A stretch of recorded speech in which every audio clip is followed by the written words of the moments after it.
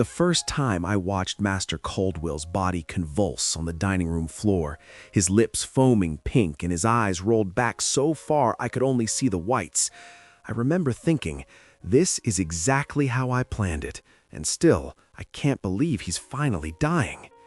The chandelier above him sprayed fractured light across his twitching hands, across the spilled duck glazed with orange and poison, across the Turkish carpet now soaked with vomit and blood.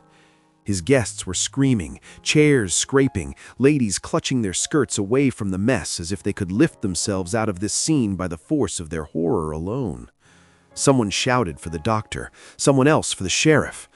Garrett, the guard he'd trusted more than his own kin, stood frozen for half a second before dropping to his knees to shake the man he had sworn to protect. "Master! Master, can you hear me?"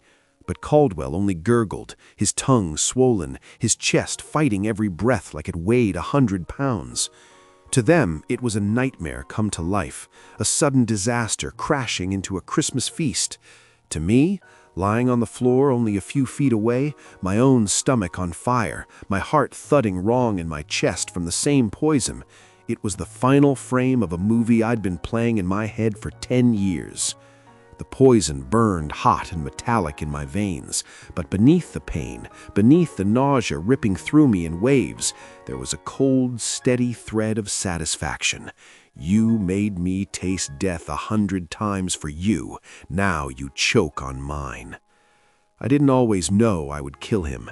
Once I thought death might come as a mercy for me long before it ever visited him. To understand that moment on the floor, with his last breath rattling in his throat and my own lungs fighting not to follow, you have to go back to the day he first bought me like a tool.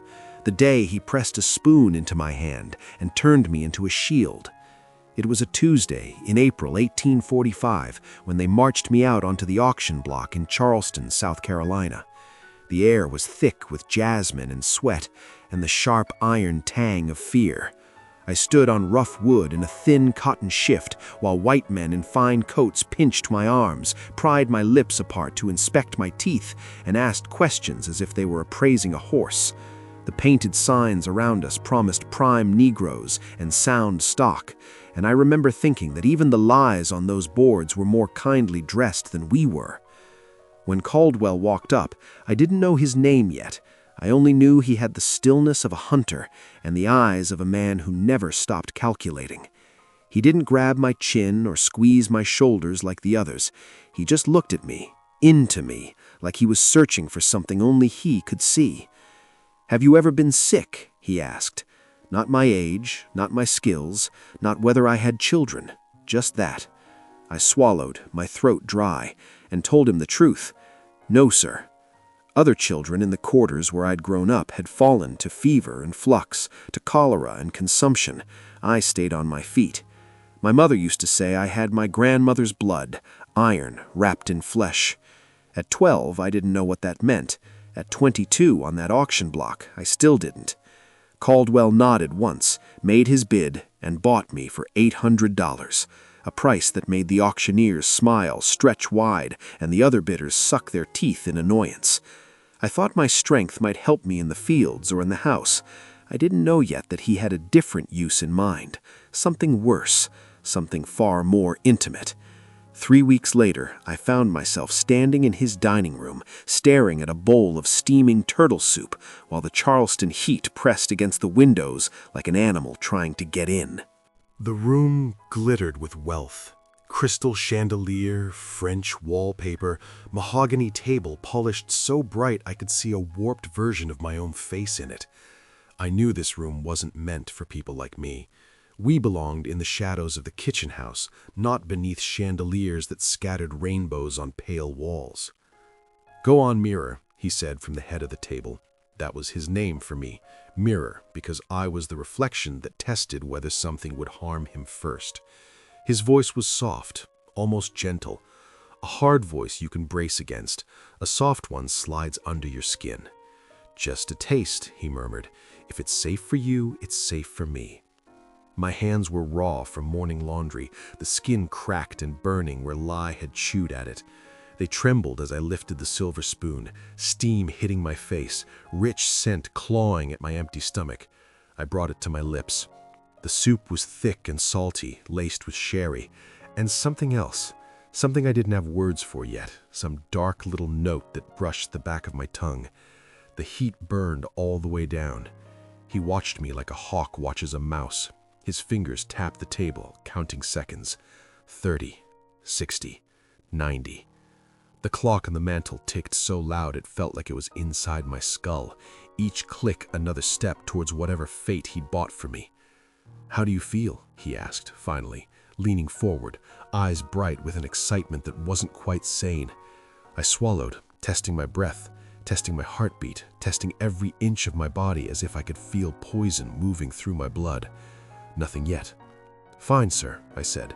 "No burning, no dizziness, no tightness in my throat. It's very good soup, sir." Only then did he touch his own spoon. Even then he took tiny, suspicious sips, pausing after each as if expecting his heart to stop between them. That first bowl of soup set the pattern for the next 7 years of my life. Breakfast, dinner, supper. 3 altars where I offered my body first to whatever passed over his lips. Between meals, if he wanted wine, fruit, cheese, anything that might carry even a whisper of danger, it reached my mouth before it reached his. I became part of the furniture in that room, a breathing instrument to test for death. Caldwell's house on Meeting Street stood tall and proud, 3 stories of brick and arrogance. Patios faced the harbor where ships came and went, loaded with cotton and rice, and all the invisible pain those crops cost to grow. Inside, walls were papered with scenes of shepherds and sheep, a pretty joke when you considered how many of us were worked and sold like livestock to buy those rolls of paper. Turkish carpets swallowed footsteps. Silver on the sideboards shone so bright it threw back twisted reflections of every dark face that polished it. He lived in a world padded by soft things, but his mind was a raw, scraped place full of sharp edges and shadows. Fear lived inside him like a second heartbeat. "They're all plotting," he muttered once, pacing the dining room while I stood by silently, my palms still damp from the spoon I'd just returned to its place. "The rats want my cotton contracts. The Pinckneys want my waterfront. Even Reverend Dalton watches me strangely. Did you see him last Sunday? Did you see?" I hadn't, but I had already learned something important. My survival depended on feeding his fear, not fighting it. "Yes, sir," I said softly. "I noticed, sir." That pleased him. Truth meant nothing to him, only confirmation. I slept, not in the big house out back, but in the kitchen house out back, a low brick building that never truly cooled, where the fire under iron pots smoldered day and night. Bessie ruled there, a woman in her 50s with gray hair tucked under a head wrap and hands scarred from 30 years of burns and cuts. Her face had lines carved into it so deep they could have been rivers on a map.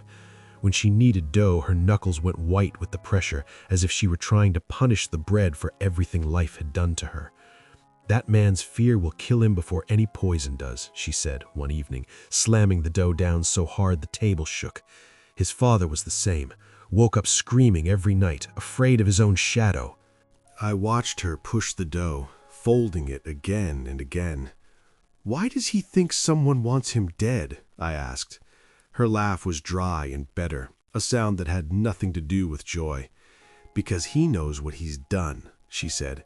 "Cheated partners, broken contracts, sold families apart just to make $1. There was a man once, Thomas Green, Caldwell's father's partner in a rice plantation upriver. When the old man died, Caldwell claimed he owned it all, produced some paper no one had seen before. Green ended up in debtor's prison. His wife and children were sold. A man who's done that much wrong doesn't need proof to know he has enemies. He just has to look in the mirror. I thought about that later, lying on my pallet with the sounds of rats in the walls and the taste of Caldwell's supper still faint on my tongue. I was not beaten like others were. He considered me too valuable to damage. I was fed better, clothed better, sheltered better than the field hands and even some house servants. By the twisted logic of slavery, I had it good. But what is good? when your life is measured in spoonfuls and swallows, when every bite you take might be the last thing you ever taste. They called me his canary, like the birds sent into coal mines to test for bad air. If the bird dropped dead, the men knew to run. "That's all you are to him," Ruth said once. A thin woman who'd cleaned the upstairs since she was 8, her eyes dull with too many things seen and never spoken. A living test, a thing. She wasn't wrong. Then came the first true attempt. It was autumn, 6 months after he'd bought me, when Charleston's humid air finally cooled a little and the harbor breeze tasted less like sweat and more like salt. Dinner that night was venison stew, thick and dark, the smell rich enough to make even someone as well-fed as Caldwell sigh with pleasure before the bowl hit the table. I lifted my spoon as always, my body already trained to brace itself for the unknown. The moment the stew touched my tongue, I knew something was wrong. The richness was there, the wine, the meat, the herbs Bessie used to coax flavor out of scraps, but beneath it, a sharp metallic bitterness spread like ink through water, coating my mouth, slick and wrong. A numbness crept across my tongue so fast it made me suck in a breath. Every instinct I had screamed danger. I swallowed anyway, because that was my job, because his fear had become the chain around my neck. Heat flared in my throat, a searing line all the way down to my belly. My hand shook as I set the spoon down. "Sir," I said carefully, feeling the world tilt under me just a little, "this tastes different." Caldwell's face drained of color. "Different how?" His voice trembled. "Describe it exactly." "Bitter," I said. "Metallic. My tongue feels numb." The chair scraped loud as he surged to his feet, knocking it backward. "Bessie," he roared, "get in here!" She came running, wiping her hands on her apron, eyes wide. He rounded on her like a storm hitting shore. "What did you put in this?" "Nothing unusual, sir," she said, trying to keep her tone steady. "Venison, vegetables, wine, herbs, same as always." "Liar!" His voice cracked like a whip. "Someone's poisoned it. Someone is trying to kill me." He sent for Dr. Morrison, an older man with gray hair and careful hands who'd known the Caldwell family for decades. The doctor smelled the stew, touched a tiny bit to his tongue, and spat it out immediately, his mouth twisting. "Arsenic," he said, grim and certain. "Not enough to kill a grown man outright, but enough to make him very sick, enough to finish him if he'd eaten it all." I spent that night twisted on my pallet, my guts on fire, cold sweat plastering my dress to my skin. The pain came in waves, rising and falling like the ocean, each one strong enough to drag me under. I expected not to see morning, but morning came anyway. My stomach cramped, my head pounded, but my heart kept beating. Dr. Morrison checked my pulse, shaking his head. "Remarkable constitution," he murmured, more to himself than to me. "Most folks would be far sicker. Some would be dead." Caldwell stood behind him, studying me with a new, unsettling hunger in his eyes. "You saved my life, Meera," he said that afternoon, when I could stand without the room spinning. As a reward, he gave me a new dress. The other servants watched me with a mix of resentment and pity. The cloth did not change what I was. A more finely wrapped tool is still a tool. The investigation that followed tore the household apart. The kitchen was turned inside out, every jar, every sack, every bottle examined. Garrett was hired then, a former constable brought in to guard the house, to watch the doors, to be another set of suspicious eyes. 2 slaves were sold downriver on suspicion alone. Jacob, a young man who'd once looked Caldwell in the eye a second too long. Patience, an older woman who'd been in that house for 30 years and had the misfortune of standing near the stove the night the stew was made. I learned something else from that, watching her dragged away in chains while her grown children begged and sobbed. Caldwell's fear was a weapon that struck everywhere but at him. That night, as the last of the cramps eased and I lay staring at the ceiling, the doctor's words echoed in my head. Remarkable constitution. My mother's voice overlapped it in memory. From the day they took her away when I was 12, her fingers hooked through the slats of the wagon that would carry her south. "Your grandmother could eat things that killed other folks," she'd said, her eyes blazing with desperate urgency. Mushrooms, plants, all of it. What turned to poison in other people was medicine in her hands. It's in our blood, baby. In you, stronger than me. Use it if you have to. Whatever it takes, survive. Lying there with arsenic still ghosting my veins, I finally understood what she meant. My survival wasn't luck. It was something wired into me, something I might be able to shape.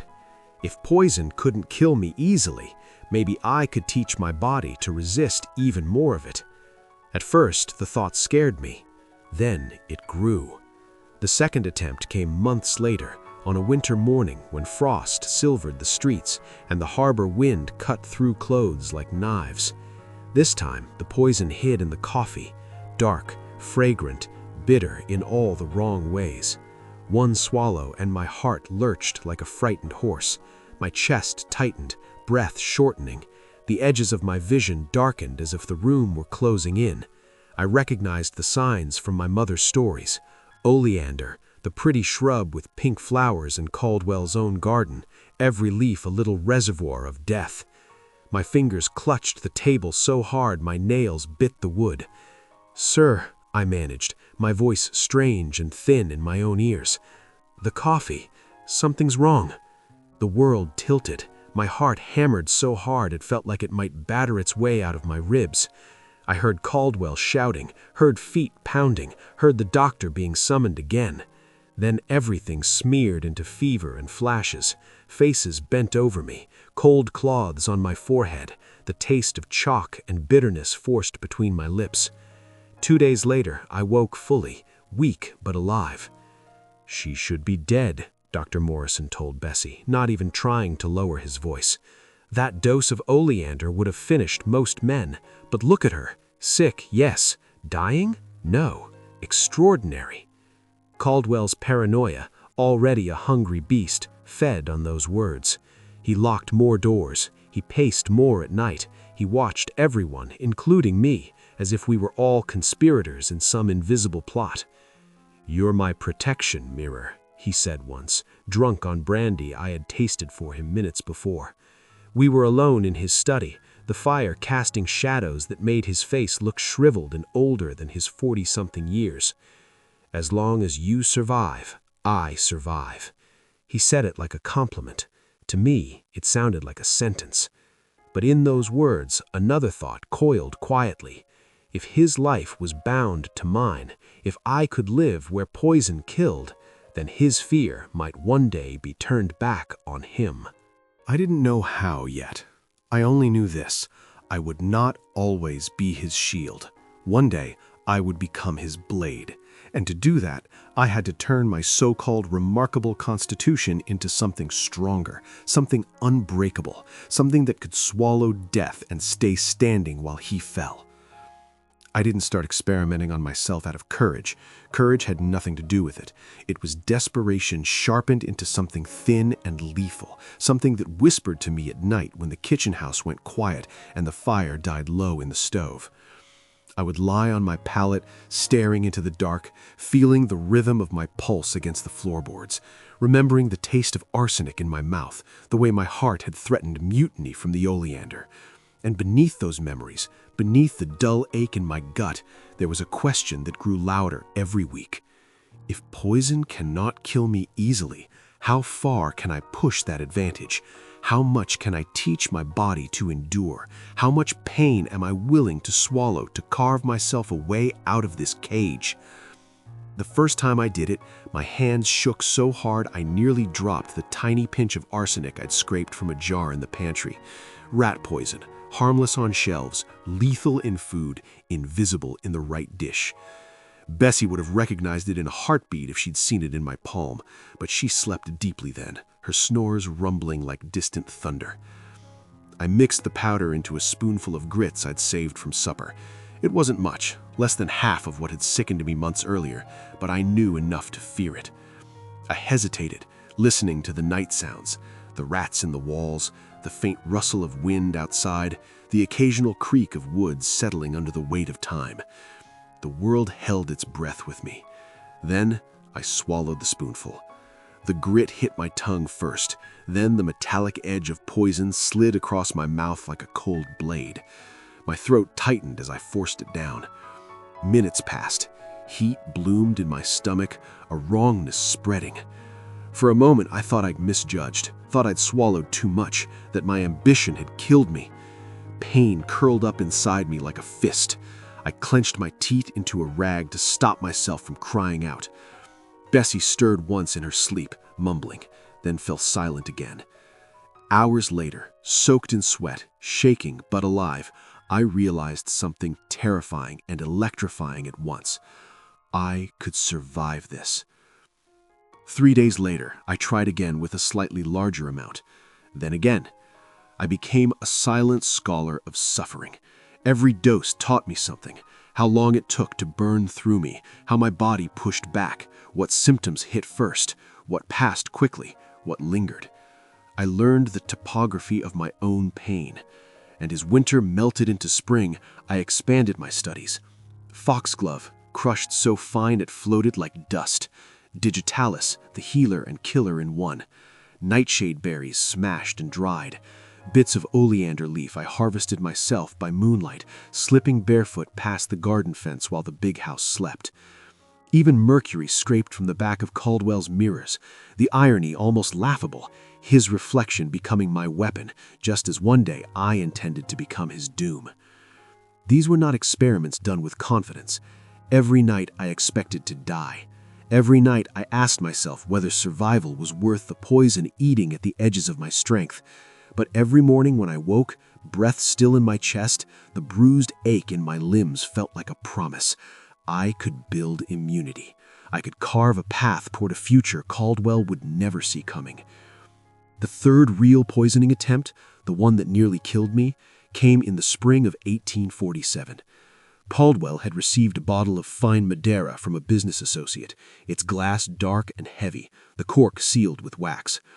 He brought it to dinner, his chest puffed that the pride of a man who believed wealth insulated him from danger. "A gift from Mr. Ravenel," he said, pouring a measure into a silver cup before passing it to me. "Taste it." The wine smelled rich, deep, spiced. I lifted it to my lips. The moment the liquid touched my tongue, my throat snapped shut like a trap. A numbness shot down my jaw. My chest seized. I tried to breathe, but no air came. The silver cup clattered to the floor as my fingers spasmed. I remember Caldwell's face swimming in front of me, pale with terror, his mouth open in a silent shout. I remember falling. The impact, a distant thud I couldn't fully feel, as if the world had moved farther away from me by inches. The room dimmed. My vision narrowed until everything but a thin strip of color faded to black. I heard voices, maybe Bessie, maybe Ruth, blurred and frantic. Then hands forcing my jaw open, something hard sliding down my throat, the taste of bile and bitterness forced up past my lips. I don't know how long I drifted between life and death. I woke a week later, weak as a newborn foal, my limbs trembling at the effort of lifting my head. Dr. Morrison sat nearby, eyes sunken with worry and curiosity. "Most hearts would have stopped," he muttered. "Yours faltered, then fought back." Caldwell stood in the corner, his hands clasped so tightly the knuckles were bloodless. He looked at me with awe, real awe, as if my survival were a miracle or a sign from God, or proof that owning me somehow affirmed his place in the world. "You protected me again," he whispered, voice soft and trembling. "You are the only one I can trust." The irony tasted sour on my tongue. You aren't safe because of me, I thought. You're alive because you have not yet earned your death. But the idea was forming, the seed of something bold and monstrous.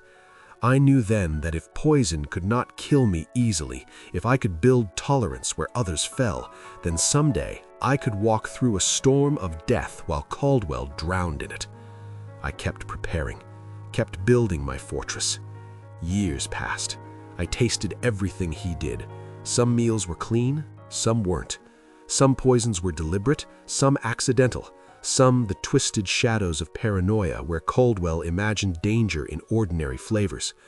By 1850, I had survived 63 attempts, some genuine, some illusions of his fractured mind. Each one made me stronger. Each one taught me something about the anatomy of death. And Caldwell grew worse. His paranoia cracked open something inside him. He stopped attending dinners. He stopped meeting partners. He claimed even his own brother was plotting to steal his life. He dismissed servants on the slightest suspicion, sometimes selling them south, sometimes whipping them bloody before sending them away. People whispered that he was mad. They weren't wrong.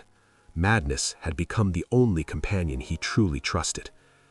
I could have waited longer, could have watched him fall apart piece by piece, consumed by fears that stalked him like wolves. But then came Sarah, a girl of 16, hair braided tight, hands shaking whenever she carried a dish. Bessie had been dismissed by then, 30 years of service reduced to a single paranoid accusation. Sarah didn't know Caldwell's ways, didn't understand the minefield that was his dining table. One night, she oversalted his soup, a simple mistake, any cook's error. I tasted it, told him it was just salt. But his fear snapped loose, wild and vicious. "She tried to poison me," he screamed. "Look at her face, look at her trembling." Before she could plead her innocence, Garrett dragged her into the yard. The servants were forced to watch. 20 lashes tore into her back, each strike a red line blooming across her skin, her screams filling the dark like a hymn of suffering. And something inside me, something clenched, something quiet and patient for years, snapped. Not with rage. Rage burns too fast. What filled me was colder, deeper, quieter, a resolve made of iron. I would kill him. Not in fury, not in impulse, but with precision, with patience, with the very thing he had trained me to withstand. Poison would be the instrument, his own fear would be the trigger. I began planning the way soldiers plan wars, slowly, carefully, step by step. The perfect poison, the perfect timing, the perfect witnesses. His death would look like fate catching up to a man who spent his whole life running.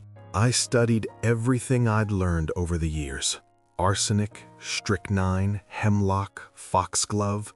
Arsenic alone was too slow, strychnine too dramatic, hemlock too recognizable, foxglove too inconsistent, but together they formed a trinity of death.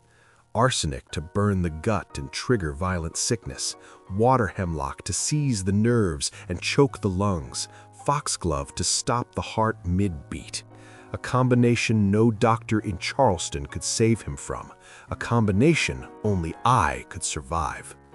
The moment to strike came that October, when Caldwell finally agreed to host a Christmas dinner for important business partners, Rhett, Pinckney, Grimald, Ravenall, the men whose testimonies would matter. "Let them see how careful you are," I suggested one night, pretending hesitation. "Let them see me taste the food in front of them. They'll know you're protected." He lit up like a child handed a toy. "Yes," he breathed. "Yes, that's exactly right." I fed his paranoia, shaping it like clay. I discovered a broken glass near his plate, a door mysteriously unlocked, a shadow I claimed I'd seen watching the kitchen house. Every piece added fuel to the fire already roaring inside his skull. By December, he was sleeping with a pistol under his pillow, muttering about enemies in every shadow. Perfect. Everything needed to be perfect. I stole arsenic by asking Garrett for money to buy rat poison. He didn't question it. The house had rats. Everyone knew that. I harvested foxglove from the garden in tiny amounts. No one noticed a few missing leaves. The water hemlock I gathered from the marshes, wrapped the roots in cloth, hid them beneath dried spices. On Christmas Eve, after the house fell silent, I mixed the poisons by candlelight in the kitchen house. My hands were steady, my breath calm. I ground the foxglove into powder, extracted the hemlock into a syrup so potent a single spoonful could kill. I blended them with a massive dose of arsenic until the mixture was fine and gray, faintly metallic, almost odorless. enough to kill 3 men. Enough to kill one master whose life had been balanced on my tongue for too long. I divided it into 2 parts, one small for my own tasting, one large for his plate. I should have felt fear. I felt clarity instead. Cold, steady, unbreakable. Christmas morning dawned bright and deceptively gentle. I rose before the sun, knowing exactly what the day required.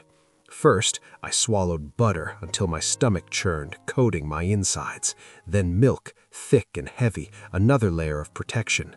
Then activated charcoal mixed with water, black and gritty.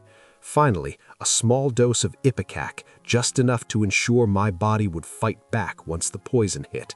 I was ready, or close enough to ready for someone about to swallow death by choice. Noon came. Guests arrived. Their laughter drifted through the house as Sarah and I prepared the feast under Garrett's watchful eye. When he turned away, I added the smaller dose of poison into a separate dish for me, then the large dose into the glaze for Caldwell's duck. The final act moved toward me like a tide I could no longer stop. When Caldwell called me into the dining room, "Bring Meera in, I want them to see," my heart thudded once, hard, then settled. This was it. Everything I'd built, everything I'd endured. This moment was the hinge my entire life swung on. I stepped forward, bowed my head, accepted the poisoned duck from Sarah's trembling hands. I lifted the fork. The room watched. Caldwell watched most of all. I ate. The poison hit like fire wrapped in silk. It slid down my throat and bloomed instantly, violently, burning hot through my veins, through my chest, through my lungs. My vision flashed white. My heart lurched, skipped, clawed its way back into rhythm. Everything inside me screamed, "Spit it out, spit it out, spit it out." But I swallowed, held my face still, forced calm into my voice. "It's delicious, sir." And then he ate, and death began. And now you know exactly how we reached that dining room floor. Him choking on his last breath, me fighting to keep mine. And this is only the beginning. The worst was still coming. When Caldwell's last breath tore out of him like fabric ripping, the room broke open into chaos. Chairs toppled, glass shattered. Someone screamed loud enough to shake dust from the chandelier. I lay curled on the floor only a few feet away, poison turning my stomach into a furnace, my pulse rattling like stones in a jar. But through the haze, I watched his body jerk, one final violent spasm, and then still. His mouth hung open, his eyes fixed on nothing. Just like that. 7 years of terror stopped breathing. I wanted to close my eyes and let the darkness swallow me whole, but I couldn't. I had to perform. I forced my chest to rise in ragged, shallow breaths, forced my limbs to tremble, forced my face into the portrait of a dying woman. Someone knelt beside me. A hand grabbed my shoulder. "She's poisoned too!" a voice shouted. "Get the doctor!" Good. Let them think I was a victim. Let them think I'd suffered beside him.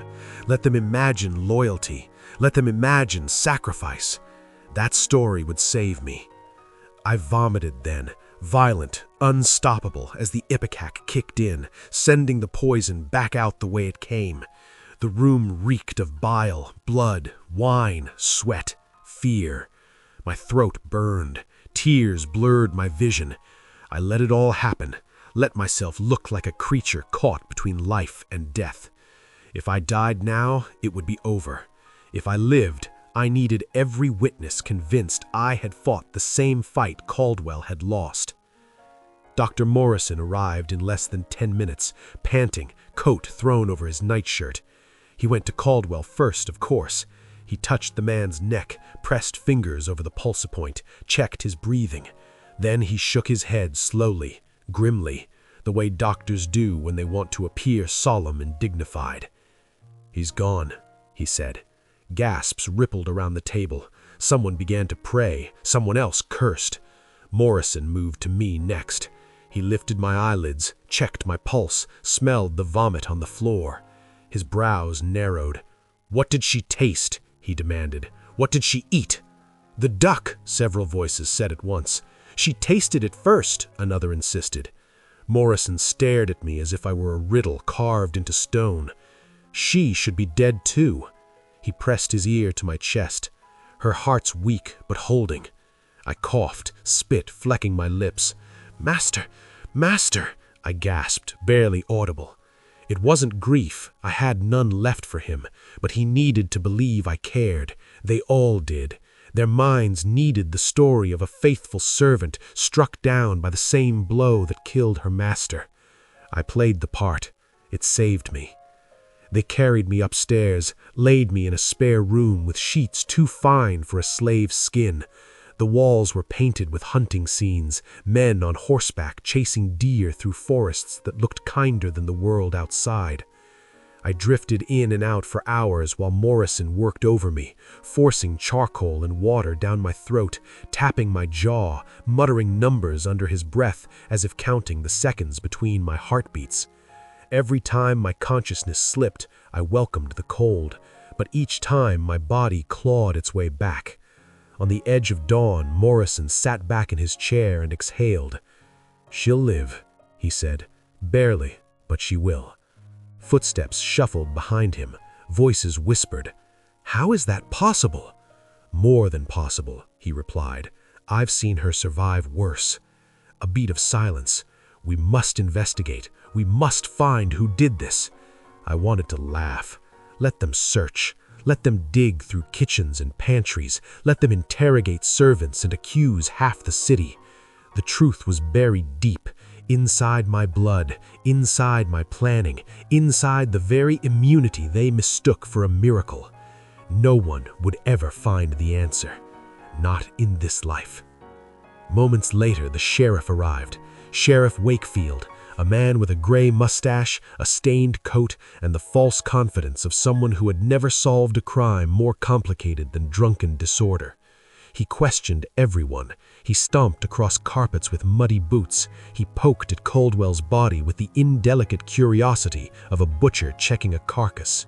I heard snippets of the interrogation from where I lay half-conscious. Did you see anything? Who prepared the dish? Why did she taste first? And always the same answer returned to him like a slap. She always tastes first. That was the genius of it. My role, my curse, became my shield. How could a woman whose job was to protect him from poison be the one who delivered it? Why poison herself? Why collapse too? Why tremble, vomit, and nearly die for a scheme that made no sense to anyone but me? Wakefield spent hours circling the truth like a blind man circling a well. He questioned Sarah until she fainted from fear. He threatened Garrett. He berated the kitchen servants. He demanded Bessie return for questioning, not knowing she had already fled the city after Caldwell dismissed her weeks earlier. I stayed silent. Mostly. When Wakefield finally came to me, I opened my eyes just enough to appear dazed, weak, barely clinging to life. His shadow loomed over my bed like a storm cloud. "What did you taste?" he asked. I whispered, "Duck." "Did it seem unusual?" "No, sir, just rich." "Did you see anyone touch the plate?" "No, sir, I only did what master asked." My voice cracked perfectly, controlled but raw. Wakefield frowned. He wasn't clever, but he wasn't entirely stupid either. He studied me, leaning close enough that I could smell tobacco and cold air on his jacket. "You're lucky to be alive," he said. "2 poisons at least, the doctor says. Maybe 3. I tried," I murmured. "Tried to protect him." His eyes softened in the way white men sometimes softened when they saw pain they didn't cause personally. A useless softness, but one that worked to my advantage. "Rest," he said gruffly. "We'll find the killer." They wouldn't. They never would. Caldwell's death left a hole in Charleston's business world. His partners arrived with their lawyers. His relatives slithered out for plantations and estates like rats smelling opportunity. They argued over deeds, money, ownership, assets. Slavery is a disease that breeds more greed. Caldwell's death only intensified the fever. Meanwhile, I lay in the upstairs room for 2 full days while men raged downstairs about property and inheritance. I was part of that property, technically, a line in a ledger, a body with a price. When they finally remembered I existed, one of Caldwell's cousins insisted I be sold quickly, before the poison madness spreads through the staff, he said. But not everyone agreed. Word of my miraculous survival had spread. Some believed it made me cursed. Others believed it made me blessed. A Quaker couple, Jonathan and Mary Whitford, approached the estate. They were abolitionists, well known for buying enslaved people only to free them. When they learned I had survived the same dish that killed Caldwell, they exchanged a quiet, knowing look. Not fear, not awe, something else. Something that felt dangerously like understanding. The cousin in charge of the estate didn't care who bought me, only that they paid quickly. The Whitfords paid in full.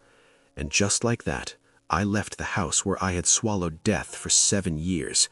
My feet walked out the back door, past the garden where oleander bloomed obliviously pink, past the kitchen house where I had built my immunity in secret, past the dining room window where Caldwell had died choking on his own paranoia. I expected to feel triumph. I felt nothing. The world outside Meeting Street felt too big, too loud, too bright. I was unshackled, but the chains inside me had not fallen away yet. On the wagon ride away from Charleston, Mary Whitford sat beside me, hands folded neatly in her lap. She didn't stare. She didn't shrink away. She simply said, "No one should endure what you did. Whatever you wish for your future, we will help you reach it." Her kindness hit me like a blow I didn't see coming. I didn't respond. Couldn't. My voice felt locked behind years of silence and obedience. We traveled north, first to a small safe house in Fayetteville, then through winding roads to New Bern, then across rivers and forests where winter stripped the trees bare. Everywhere we went, the Whitfords protected me with a fierceness that baffled me. They hid me when slave catchers searched. They bought papers. They risked their own lives. I had spent so long surrounded by cruelty that kindness felt like another trick, another threat in disguise. It took weeks before I believed it was real. When we reached Pennsylvania, a free state, the air felt different, lighter, colder. The Whitfords settled me in a boarding house run by a woman named Esther, who taught me to read in the evenings after supper. She said knowledge was its own kind of freedom. She didn't know I had already carved freedom out of poison, but I listened. I learned. Letters became words. Words became stories. Stories became a new way of breathing. Still, the poison lived in me. Not just the immunity, not just the survival, the act, the killing. Caldwell appeared in my dreams, sometimes choking again, sometimes staring at me across the table with knowledge in its dead eyes, sometimes whispering, "Mirror, mirror, what did you show me?" I told no one. Some nights I woke with my heart racing, my throat dry, my fingers curled as if gripping a spoon. Other nights I felt powerful, almost drunk, knowing I had done something no one else could have done, something monstrous, something righteous, something that tasted like justice soaked in blood. People assume freedom is a sunrise moment. Chains fall, light floods in, everything becomes whole again. They're wrong. Freedom is quieter, slower. It crawls into your bones piece by piece. Some days it hurts more than the poison ever did. But I kept living. I learned to cook again, not to protect anyone, but because I enjoyed flavor instead of fearing it. I earned coin. I bought my own clothes. I walked streets without looking over my shoulder. One evening, months after reaching New York, I passed a mirror in the boarding house hallway. For the first time, I stopped. I looked at the woman reflected there, strong, scarred, thinner than she'd been, older than her years, eyes hardened by survival and sharpened by vengeance. And I said aloud, "You are no one's shield anymore." The glass didn't reply. It didn't need to. I knew the truth. I was done being mirror. I was done reflecting other people's fears. I had become something else entirely. But freedom without purpose is a ghost, and I could feel something building again inside me, quiet, insistent, heavy. A need to confront the monster I had become, a need to decide whether I could still be human after everything I had done. That reckoning was coming, and I wasn't sure if I was ready to face it. Freedom did not quiet the poison inside me. If anything, distance made it louder. In New York, the streets were always humming with noise, horses rattling carts, vendors shouting, children chasing each other through alleys. But beneath all that sound, I carried a different noise. The memory of Caldwell's dying breaths, the scrape of his boots, the crack in his voice the moment he realized he would not live another hour. I thought killing him would silence him. I was wrong. Some nights I heard him whisper in the dark, soft as silk, cruel as a blade. "Mirror, you swallowed death for me. Why did you feed it back?" I would sit up in bed, breath sharp, heart pounding. The boarding house walls would glow faintly from street lamps outside, and for a moment I expected to see him standing in the corner, mouth open, eyes pale, fingers reaching. But it was only air and memory, and the poison inside me replaying itself. My body had changed. My blood still held traces of everything I'd forced into it: arsenic, foxglove, mercury, nightshade. Not enough to kill me, but enough to linger, enough to wake me with tremors in my hands or a sudden racing heart that felt too much like the day I swallowed death on purpose. Esther noticed first. While we were sorting laundry one morning, a basket slipped from my hands. Cloth spilled everywhere. My fingers were shaking violently. "Meera, sit," she said, guiding me to a chair. Her voice was calm, but her eyes were sharp with worry. "What's happening to you?" I didn't know how to tell her the truth. How could I explain that freedom had not washed me clean, that every toxin I had ever used to survive still lived inside me like ghosts trapped in my veins? "Just tired," I muttered. A lie. But she didn't push, not then. Weeks passed, and I threw myself into work to outrun the poison. I cooked at a small tavern on Mulberry Street, stirring pots that smelled nothing like Caldwell's dining room. I read every night until the letters blurred. I walked the city alone and memorized the feeling of choosing my own direction. And yet the tremors persisted. Some mornings I could barely hold a spoon. Some evenings my heartbeat fluttered like a bird trapped in a chimney. Each episode brought him back into the room with me, not as a man, but as a weight pressing on my lungs. "You made me die," he whispered in my memory. "Now carry it." The guilt was unexpected. Not for his death. I would kill him again without hesitation. The guilt came from the realization that I had built a fortress inside myself and then become trapped in it. Poison had been my weapon, my salvation, and now it was my inheritance. One night it hit harder than before. I had just finished cleaning the tavern kitchen when the world tilted sideways. My vision flickered. A buzzing filled my ears. My knees buckled. I caught myself on the edge of a table, panting. My heart was pounding wrong, too fast, too loud, each beat a hammer blow. I knew this feeling. Digitalis poisoning, foxglove residue, the same thing that had once nearly stopped me cold on the floor of Caldwell's house. I staggered out the back door into the cold night air. Snow was falling, thin and sharp. I leaned against the wall, gripping bricks until my fingernails hurt. "Not now," I gasped. "Not like this." A shadow moved near the alley entrance. I tensed, but it was only a woman, Mary Whitford. She hurried toward me, her face open with concern. "Meera, what's wrong?" Something inside me cracked. The truth finally pressed up my throat like a confession clawing its way out. "I poisoned myself," I whispered, "for years, to survive him, and now it won't leave me." Mary froze, her breath caught. For a moment she said nothing. Then her eyes softened with a compassion so fierce I almost hated her for it.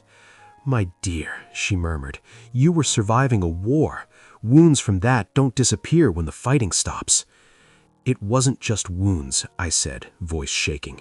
I killed him. The words hung between us, cold and heavy as the snow.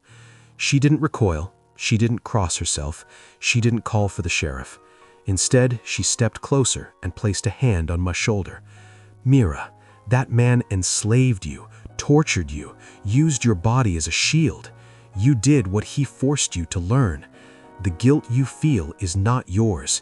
It is the shadow of his cruelty still trying to claim you. I wanted to believe her, but guilt is a stain that does not wash off with kind words. If I hadn't killed him, I think I would still be tasting poison every day, I said. Mary nodded slowly. Yes, that is the truth of it, but listen carefully. Surviving him was not the same as becoming him. Her words struck something deep, something I had buried under layers of anger and silence. Surviving him was not the same as becoming him, but it also wasn't the same as healing. For days afterward, I felt unsteady, as if my mind were relearning how to inhabit my body. The tremors lessened, but the dreams worsened. Caldwell's voice grew sharper, clearer, like he was finding new ways to haunt me. One night I woke to the taste of blood in my mouth and realized I had bitten my own tongue in my sleep. I needed answers. I needed to know whether the poison could ever fully leave me or if I was destined to carry the shadow forever. So I went to the only person in New York who might understand toxins the way I did, a man named Elias Ward, a former naval surgeon turned apothecary, rumored to have treated sailors poisoned at sea, rumored to have knowledge no respectable doctor would admit to possessing. His shop was small, dim, lined with bottles that glowed in strange colors. The smell hit me when I entered. Sharp herbs, bitter roots, metal, salt, smoke. It reminded me of nights in the kitchen house, alone with stolen leaves and ground powders. "You're carrying long-term contamination," Ward said after examining me for half an hour. "Traces of arsenic in your hair and nails, mercury in your blood, something else in your pulse. Very unusual." I stayed silent. He studied my face, his gaze sharp with curiosity. "This did not happen by accident." "No," I said, "it did not." "You survived doses that should kill," he said, "repeatedly, if these signs are correct." "Yes, and now the poisons are lingering, binding themselves to the body. Not fatal, but disruptive." "Yes." Ward leaned back. "Your constitution is remarkable, but it is not invincible. Poison changes a person, not just the body, the mind." I bristled. "I'm not mad." "I didn't say you were. I said poison rewrites you. It leaves echoes." "Echoes," I repeated quietly. He poured liquid from one vial to another without looking at his hands. "Your body is reacting to memory as much as damage. This is not just toxin. This is trauma." The word hit me like a slap. I wanted to deny it, wanted to insist I was stronger than that. But the tremors in my hands told another story. "Can it be cured?" Ward shook his head. "Not cured, but eased, controlled. Poison doesn't leave cleanly. It leaves in layers, slowly, over years." Years. The word twisted something deep inside me. Years was almost longer than slavery itself had lasted for me. But then Ward added, "You are not dying, not yet. Your body still chooses to live." Choose. The last years of my life had not held many choices. Freedom had given me new ones, but the poison still bound me to my past. If living was a choice, I needed to learn how to make it. I left Ward's shop with a packet of herbs to strengthen the heart, another to steady the nerves, and a bitter tonic to flush what toxins could still be flushed. It wasn't salvation, but it was a beginning. Still, Caldwell wasn't done with me. His presence grew in places I didn't expect.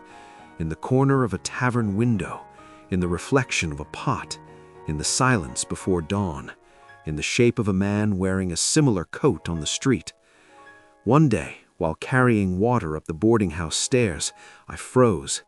On the landing below, halfway lost in shadow, stood a man the same height as Caldwell, same broad shoulders, same stance. My breath snapped. The bucket fell from my hands, water spilling everywhere. I gripped the railing, my whole body shaking. The man stepped forward. The light hit his face. He wasn't Caldwell. He was a stranger. But for 2 long seconds, I had felt everything in me collapse, like the past had reached up and dragged me back under. That was when I understood something simple and brutal. Caldwell was dead, but the version of him living in my mind was not. I had killed his body, not his shadow. And shadows only leave when confronted directly.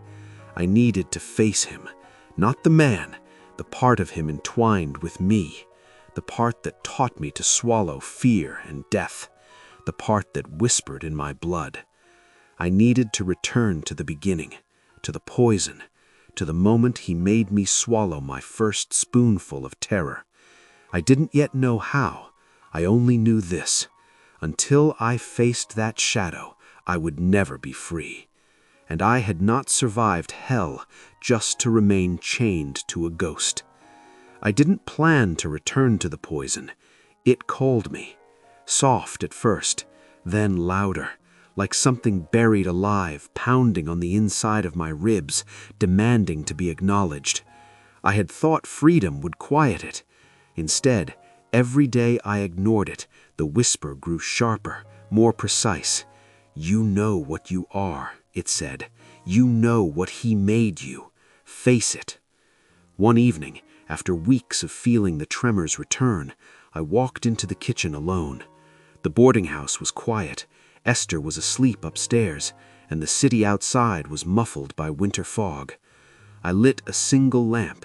Its flame flickered, casting long, trembling shadows on the walls. I opened the wooden box where I kept spices and herbs, and beneath them, wrapped in cloth, hidden from every eye but mine, lay the few poisonous remnants I had carried north without realizing why. A dried oleander leaf, a pinch of foxglove, a shard of the mirror I had scraped mercury from years earlier. I had brought them for no reason except that something inside me wasn't ready to let them go. Now I understood why. They weren't weapons anymore. They were truths, the pieces of myself I had been refusing to face. My hands didn't shake as I unwrapped them.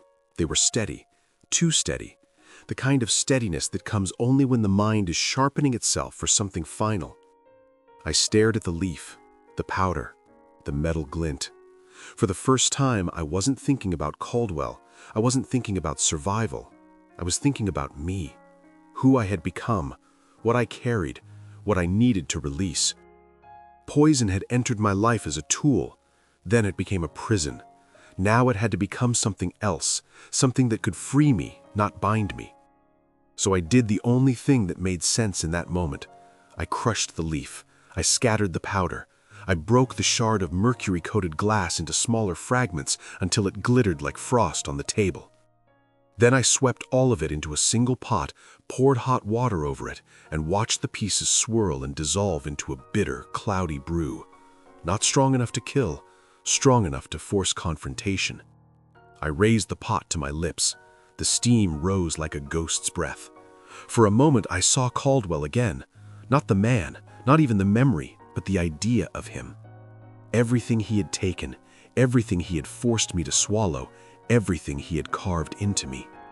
"You can't be free," his voice murmured from the deepest place in me. "You're made of me." So I drank. Heat slid down my tongue. Bitterness spread across my mouth. A tremor sparked in my chest, followed by a tightness that was almost familiar. Not the overwhelming violence of the poison I once mixed for him. No, this was different, controlled, intentional. I sat on the cold kitchen floor, back against the wall, breath quickening as the toxins moved through my body. My pulse stuttered, vision wavered, my hands curled into fists. Then the past came, not like a memory, like a storm. I saw myself at 12, watching my mother dragged away. I saw myself on the auction block, men inspecting my teeth. I saw Caldwell's first spoon of soup, the way he smiled when I swallowed. I saw every poisoning attempt, arsenic burning my gut, foxglove twisting my heartbeat, hemlock freezing my chest like winter inside my lungs. I saw Sarah's back splitting open under the whip. I saw Caldwell's body falling to the floor, eyes wide with betrayal he had no right to feel. And then I saw myself, every version of me, standing across from each other in a long, dark corridor. One version trembling, one angry, one numb, one made of iron. All of them stepping forward, all of them silent, all of them carrying the same truth.